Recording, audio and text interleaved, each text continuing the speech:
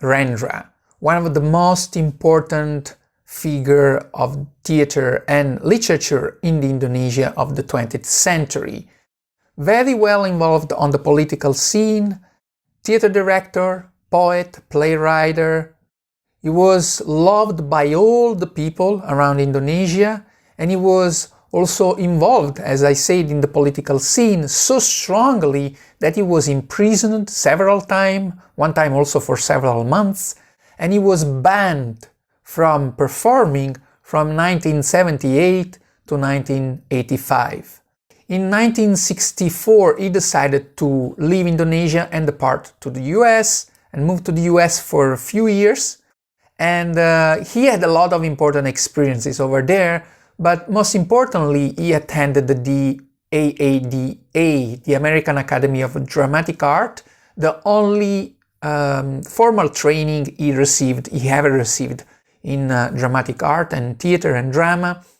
And there he was exposed to the modern acting lineage of the American acting history of the 20th century through the experience of Charles Gerlinger and the lineage and the tradition that Gerlinger left in the academy also in the 60s when, for example, teachers like Harry Mastrogeorge were teaching at the academy in the years 64-66, which are the 2 years when Rendra attended the academy.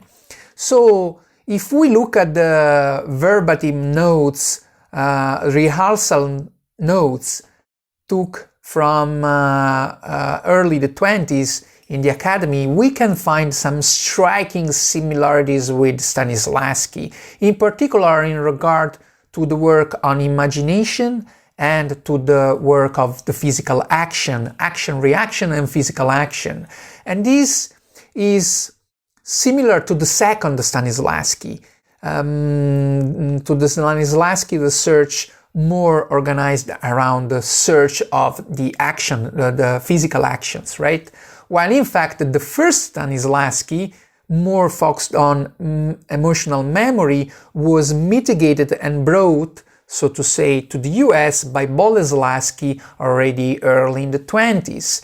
And that lineage took another direction, putting more focus on the emotional memory and the psychological realism, right? But when Rendra went back to Indonesia in 1967, he founded the Bengkel Teater, and he went through the most prolific and significant period of his career, not just of his career, that was also most prolific period of the Indonesian theater of the second half of the 20th century, and certainly the Bengkel Teater was the pinnacle of that period.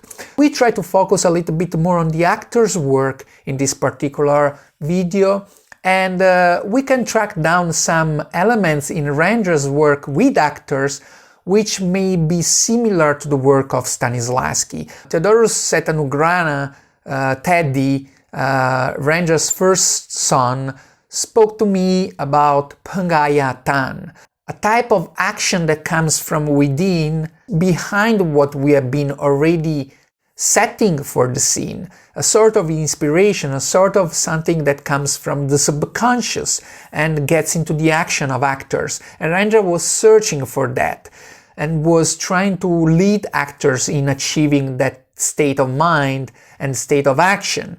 And we can juxtapose that certainly to some degree at least with the subconscious of Stanislavski in Stanislavski, and that may also relate to the Jungian approach to human psychology in contrast with the Freudian approach to human psychology, which may relate better to the emotional memory in Stanislavski as it was brought by Boleslavsky in the US early in the 20s. So, how to activate Penghayatan? Teddy also told me of another concept that is laduni. And laduni is when an actor can get to the point where he feels and acts as the character. To some extent, this may be juxtaposed to the magic if in Stanislavski. Another element Teddy told me is that of what we have been calling naturalness in motion. That also may be linked to the concept of adaptation in Stanislavski. And Teddy told me of this anecdote when he challenged his father with the blade, and his father just took a newspaper, he rolled the newspaper and basically avoided his son movement and put the son knockout just with the newspaper. And so Teddy asked to his father, "How can you do that?"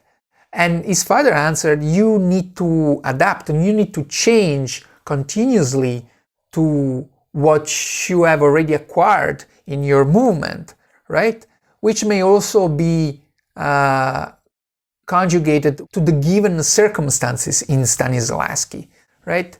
It's important, this episode of the blade, because it reminds us also that Rendra invested an important time in training his actors via martial arts, and this has been told to me extensively by Tapa Sudana, a Balinese actor who was playing in Bengkel Teater from the late 60s, 69 to 74, the year when he left Indonesia and he went to Europe, and then he continued his career with Peter Brook until the 90s. And I've been collaborating with Tapa for 20 plus years now, and he's the one also who brought martial arts in actor training in Europe in the last 30 years of the 20th century. He played an important role